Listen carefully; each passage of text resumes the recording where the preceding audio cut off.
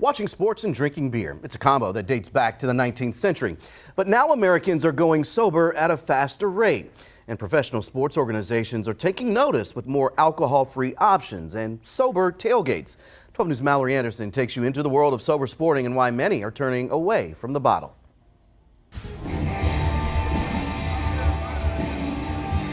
It's game day at Lambeau Field, and for thousands of tailgaters, that means booze for breakfast. In the Badger State, drinking is almost a sport of its own. Consider this, on the first day of this year's NFL Draft, Green Bay sold more beer than Kansas City and Detroit did in their entire three-day drafts combined. But nationally, opinions on alcohol are changing. Statistics show less and less Americans are drinking alcohol and more are looking for alternatives. In a 2025 Gallup poll, 54% of U.S. adults reported they drink, which was down from 62% in 2023. Wisconsin's known for drinking. We know that, but it also could be known for a space and place of recovery for those in need. Steve Opgenorth is a volunteer with the group Section Yellow, a small nonprofit with a big presence at Lambeau Field. Section Yellow is here for the support of those in recovery, to understand, know, and value that you have a place where you don't have to drink, and then a sober ally and people to help those in recovery continue that journey. And make sure even in a setting like Lambeau Field, they're supportive of that. The Sober Support Group offers water, resources, and a listening ear. Do you have people walk up to the table that are drinking on a day like today, but are still sober curious and want to learn more?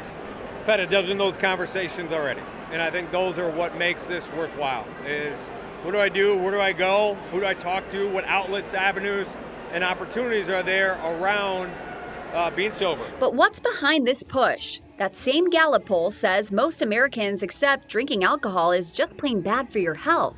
Tim Raybold has 14 years of sobriety and runs the group Recovery at Marquette, working with sober college students. A lot of students in their early 20s, they just have a different mindset on like health and wellness. Like more than half the young people population believe it's like just not good at all for long-term health. Sober events are popping up in Milwaukee sports too, including a sober Brewers tailgate in September, attended by hundreds of people. Here you have people with 25, 30 years of sobriety, along with people who are just in their first week of sobriety. So it's a great way for us to network and show that we're having a great time. For some in recovery, sports can be a huge trigger due to the accessibility of booze and emotions tied to games.